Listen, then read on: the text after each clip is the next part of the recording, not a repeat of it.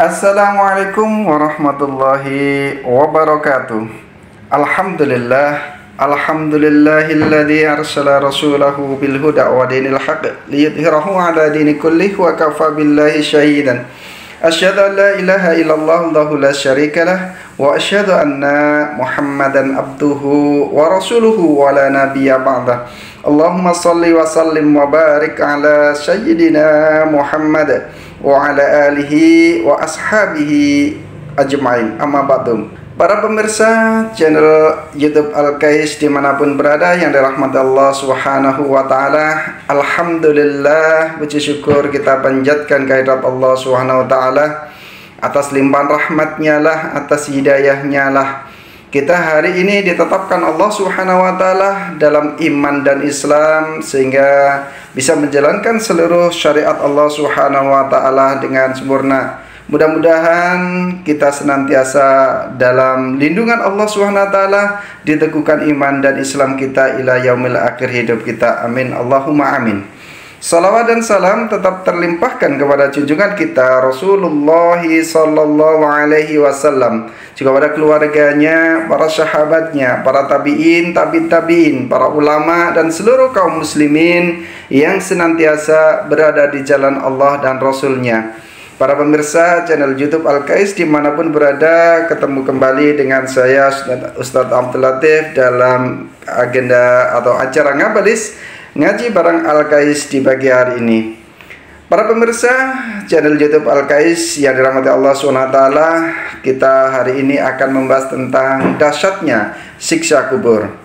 Para pemirsa channel YouTube Al-Kais yang dirahmati Allah Subhanahu wa ta'ala, diceritakan dalam kitab Tanbihul Ghafilin yang dikarang oleh Al-Faqih Abu Laid Al-Samarkandi, bab siksa kubur. Beliau menyampaikan dari Al-Khalil bin Ahmad, dari Ibnu Mu'adz, dari Husain Al-Marwazi, dari Abu Muawiyah Ad-Darir, dari Al-Amasi, dari Al-Minhal bin Amr, dari Al-Bara' bin Azib, di mana ia berkata, kharajna ma'a Rasulillah sallallahu alaihi wasallam fi janazati rajulin minal ansori.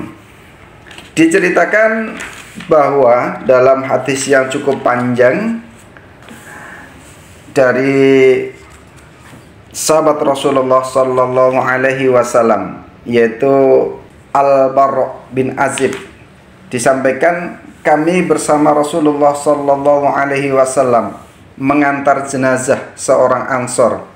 Setelah kami sampai di kubur, jenazah itu tidak langsung dimasukkan ke liang lahat. Nabi sallallahu alaihi wasallam duduk dan kami pun duduk di sekitar beliau. Kami semua diam, seakan-akan ada burung di atas kepala kami, dan beliau memegang kayu dengan menyocok-nyocokkan di tanah sambil berpikir. Kemudian beliau mengangkat kepala seraya bersabda, berlindunglah kalian kepada Allah Subhanahu wa ta'ala dari siksa kubur. Beliau mengucapkannya 2-3 kali. Kemudian beliau pun bersabda lagi, sesungguhnya ketika seorang hamba yang beriman menghadapi akhirat dan putus dari kehidupan dunianya, para malaikat turun kepadanya dengan wajah yang putih berseri seperti matahari, dengan membawa kain kafan dan minyak dari surga. Lantas mereka duduk sejauh mata memandang. Kemudian malakul maut datang hingga ia duduk di dekat kepalanya seraya berkata, wahai jiwa yang tenang, keluarlah menuju ampunan dan keridhaan Allah Subhanahu wa ta'ala. Nabi SAW melanjutkan sabdanya, maka roh itu keluar dan mengalir seperti tetesan air. Kemudian para malaikat tadi mengambilnya dan tidak melepaskannya sekejap pun dari telapak tangannya, serta langsung ditempatkan pada kain kafan dan minyak itu. Kemudian dari roh itu tercium aroma seperti harumnya minyak kasturi yang paling harum di muka bumi ini. Mereka membawa roh itu naik, dan setiap kali melewati kelompok malaikat, para malaikat itu selalu bertanya, roh siapakah yang berbau harum ini? Mereka pun menjawab, roh Fulan bin Fulan, dengan menyebutkan nama yang sangat baik. Kemudian mereka membawa roh itu sampai ke langit dunia. Lantas Mereka minta dibukakan pintu, maka dibukakanlah pintu untuk mereka. Kemudian malaikat penjaga setiap langit itu menyambut dan mengantarkan roh itu sampai ke langit berikutnya, hingga mereka membawa roh itu sampai ke langit yang ketujuh. Lantas Allah Subhanahu wa ta'ala berfirman, tulislah ketentuan tempatnya di surga Ilyin dan kembalikanlah ke bumi, karena dari bumi aku menciptakan manusia, pada bumi aku kembalikan mereka, dan dari bumi pula mereka akan dikeluarkan pada saat yang lain. Kemudian roh itu kembali ke jasadnya, dan dua malaikat datang kepadanya lantas bertanya, siapakah Tuhanmu? Ia akan menjawab, Tuhanku adalah Allah Subhanahu wa ta'ala. Dua malaikat itu pun bertanya kepadanya, apa agamamu? Ia akan menjawab, agamaku adalah Islam. Dua malaikat itu pun bertanya kepadanya, apa yang akan kamu katakan tentang seorang yang diutus di tengah-tengah kamu? Ia menjawab, dia adalah utusan Allah Subhanahu wa ta'ala. Dua malaikat itu pun bertanya, bagaimana kamu tahu? Ia menjawab, aku membaca kitab Allah Subhanahu wa ta'ala serta aku beriman dan membenarkannya. Kemudian terdengar suara, hambaku benar, maka hamparkanlah baginya hamparan dari surga, dan lapangkanlah baginya kuburnya sejauh mata memandang. Kemudian ada seorang yang tampan rupanya dan harum baunya datang kepadanya dan berkata, aku ingin menyampaikan berita yang menyenangkan. Hari ini adalah hari yang telah dijanjikan bagimu. Ia lantas bertanya kepada orang yang datang itu, siapakah kamu? Orang itu menjawab, aku adalah amal solehmu. Maka ia berkata, wahai Tuhan, segerakanlah hari kiamat hingga aku dapat kembali berkumpul dengan keluarga dan pelayanku. Nabi SAW pun bersabda lagi, sesungguhnya ketika orang kafir menghadapi akhirat dan putus dari kehidupan dunia, para malaikat turun kepadanya dengan wajah yang hitam, dengan membawa cairan, lantas duduk sejauh mata memandang. Kemudian malaikat maut datang hingga ia duduk di dekat kepalanya seraya berkata, wahai roh yang jahat, keluarlah menuju murka dan amarah Allah Subhanahu wa ta'ala. Roh itu terpancar ke seluruh anggota tubuhnya, kemudian dicabut seperti dicabutnya alat pemanggang dari bulu yang basah.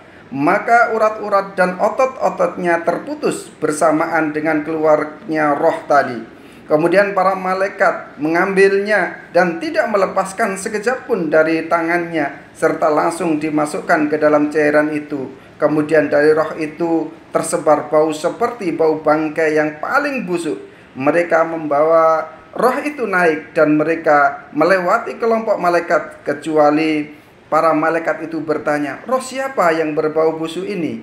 Mereka menjawab, roh fulan bi fulan, dengan menyebut nama yang paling jelek. Kemudian mereka membawa roh itu sampai ke langit dunia. Lantas mereka minta dibukakan pintu, tapi tidak dibukakan. Kemudian Rasulullah SAW membacakan ayat yang artinya, sekali-kali tidak akan dibukakan bagi mereka pintu-pintu langit, dan tidak pula pintu-pintu surga, hingga unta bisa masuk ke lubang jarum.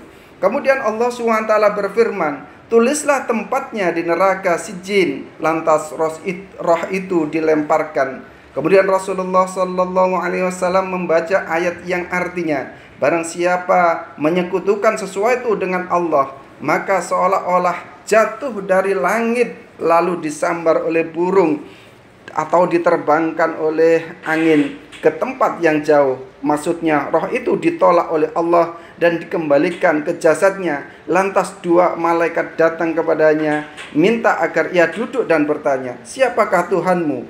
Ia menjawab dengan tidak tahu. Dua malaikat itu bertanya lagi, apa agamamu? Ia pun menjawab yang sama, tidak tahu. Dua malaikat itu bertanya kepadanya, apa yang akan kamu katakan tentang seorang yang diutus di tengah-tengah kamu? Ia pun menjawab, tidak tahu. Kemudian ada panggilan dari langit yang menyeru, hambaku dusta, maka hamparkanlah untuknya hamparan dari neraka, dan bukakanlah untuknya pintu neraka, sehingga panasnya terasa olehnya, dan sempitkanlah kubur baginya. Kemudian tulang-tulangnya berhamburan di dalam kubur. Lantas datang seorang yang jelek mukanya, jelek pakainya, dan berbau busuk kepadanya seraya berkata, "Aku menyampaikan berita buruk kepadamu. Hari ini adalah hari yang diancamkan kepadamu." Ia bertanya lagi kepada orang itu, "Siapakah kamu?" Orang itu pun menjawab, "Aku adalah amalmu yang jelek."